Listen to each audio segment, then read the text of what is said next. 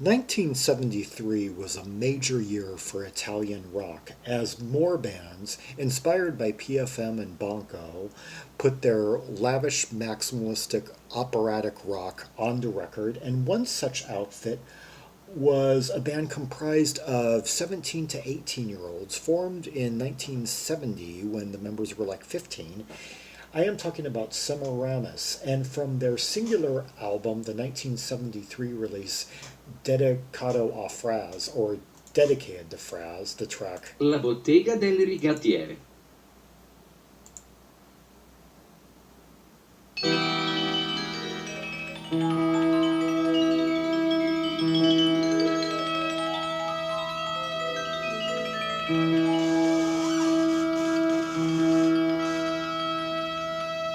already very distinguished by that vibraphone, and that is played by Paolo Faenza, the drummer percussionist of the band.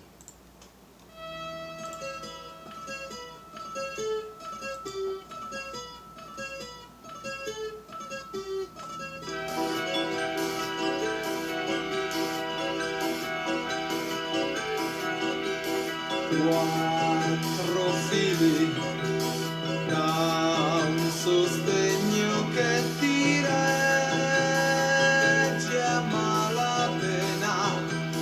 Interesting open cadence rhythmic structure guided by that hi-hat there, like on offbeats.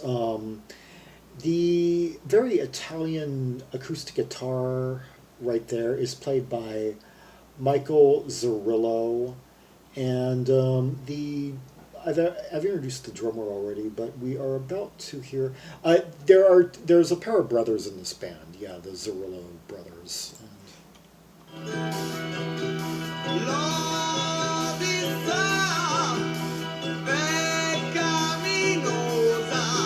I like the structure.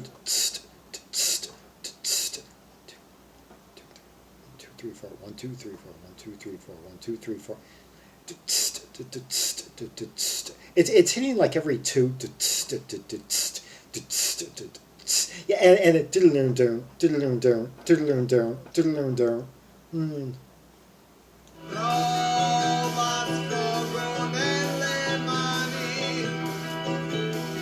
Actually, maybe that's like a 2/4. They're emphasizing twos. 1 2 1 2.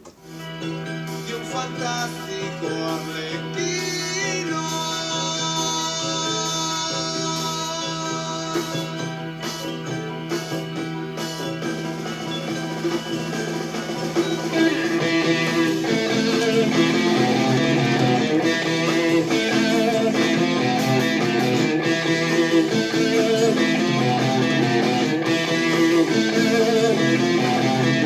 Something I haven't noticed in all the times I've played this before is that the real player in this band is the drummer. Let's see where these lyrics are going. In the Google translation, anyway. 4 wires for a support that barely holds you up. The sinful odyssey, find an outlet in your hands of a fantastic harlequin. So we're talking about a puppet on a string here. Funny enough, that title didn't translate at all in translator. It just says under English it says La Bottega del La Bottega del Rigattiere. Yeah, and it says the same exact thing in the English translation. La Bottega del Rigattiere. Yeah, okay. From the story of the actors, details are remembered. The comatose dolls to buy in a store, the showcase with 2 faces, buy and sell the city. It seems to be about circus life. Old merchant with a heart of ice, only the fairy tales you have canceled, in the shop with your name written, I find only lost hopes. Not a garden but a fairy source, or the avenues of a fairy tale park. How many other objects that no longer exist? I don't know if this translated very well. This isn't making a lot of sense to me. My kite is lost in the sky, dancing that waltz of a failed musician, regret and now dead. I guess it's just a tale, a comedy tragedy tale, like involving, I don't know, puppetry, involving the circus, involving the world of magic. Um,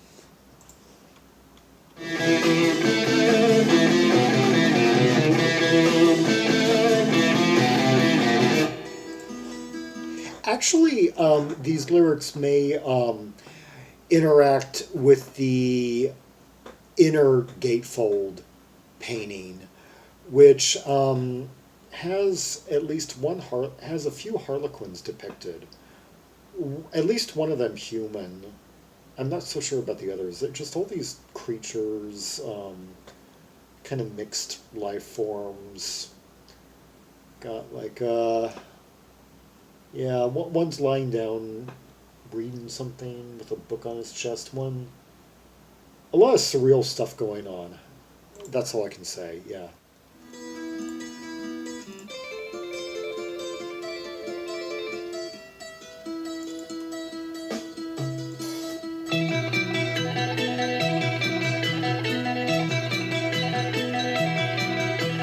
Dal racconto degli attori si ricordano dettagli popolati in coma. Hear the complexity of that vibraphone. Yeah, if the guy, if our guy, his name again, Paolo Faenza, if he's not like putting those amazing rolls in, he's working up some really complex vibe work here. The bassist is also credited as playing bells. I'm still waiting to hear the other Zarrillo brother. D'acquistare in un negozio la vetrina con due facce completamente la città, la città, la città.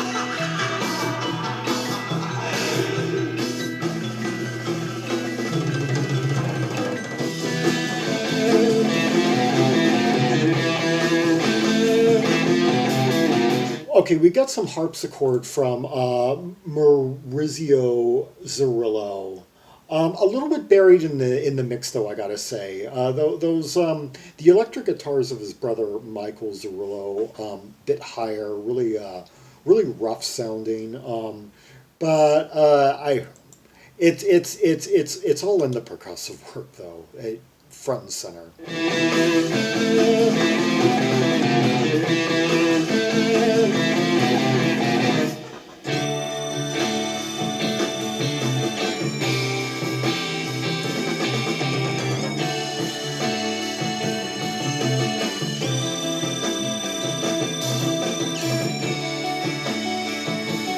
And now Maurizio is playing an art. Oops, hit the wrong thing.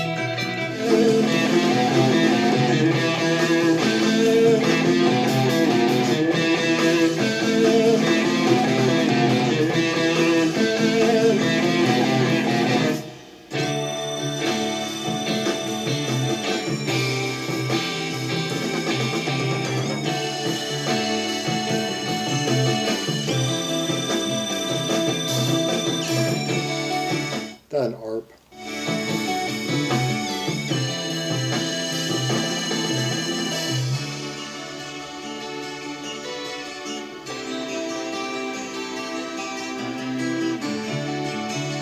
Kind of a mellotron-like sustain sound, kind of icy.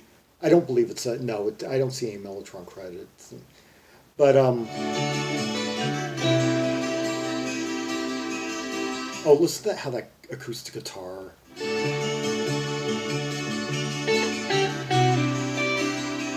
And electric, and how they interact with the mallets.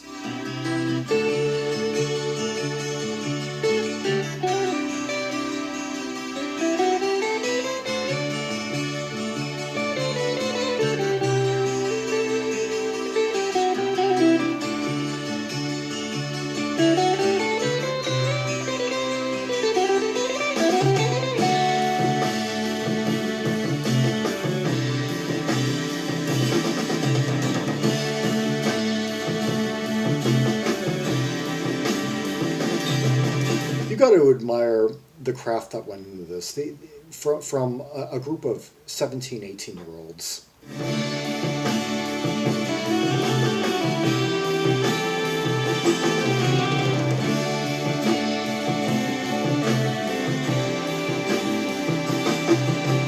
Vecchio mercante da cuore di ghiaccio, solo il favore tu hai cancellato. Nella bottega con scritto il tuo nome, trovo soltanto speranze imperdute.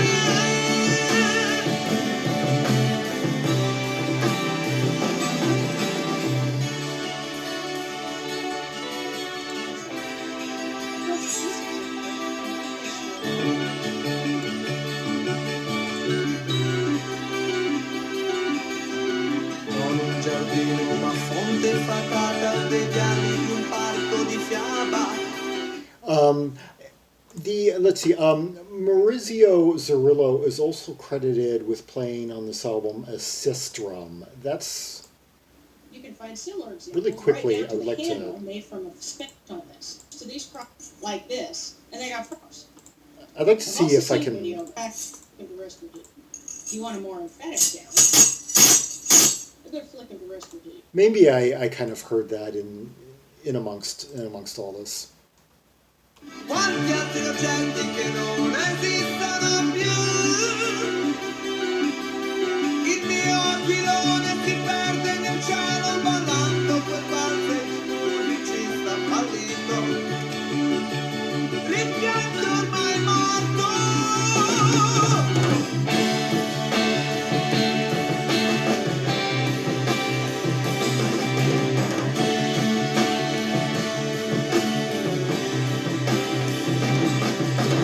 Oh, I should also say Michael Zarrillo, the guitarist, is also singing here, and he's got a pretty advanced age-wise voice for an 18-year-old. I gotta say, he sounds pretty adult.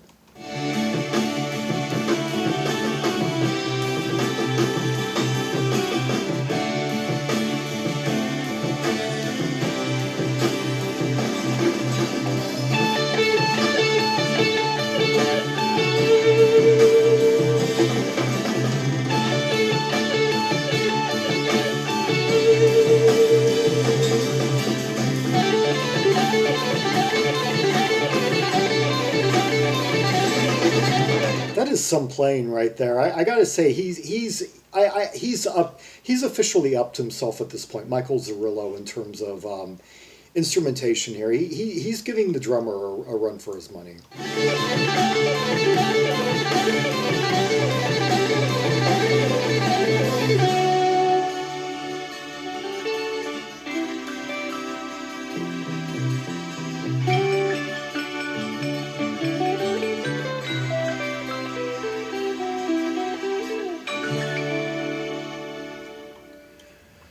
Well, there you have it. The track, La Bottega del Rigattiere.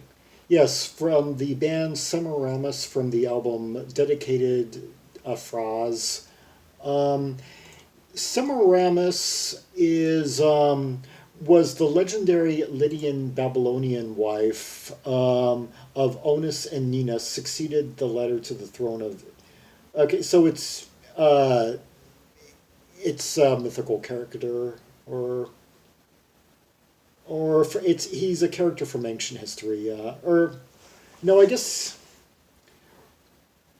we're talking about like 824 BC to 8. Okay, so he's a historical character from like 800 years before Christ, and yeah, I don't know if this person, this ancient character, is if his saga is tied into any of the lyrics on this album, but or if it's a reoccurring theme in the band's lyrics on this one album, but I'm going to assume not, because it seems like a lot of these, at least one other, the album ends with a track called Clown.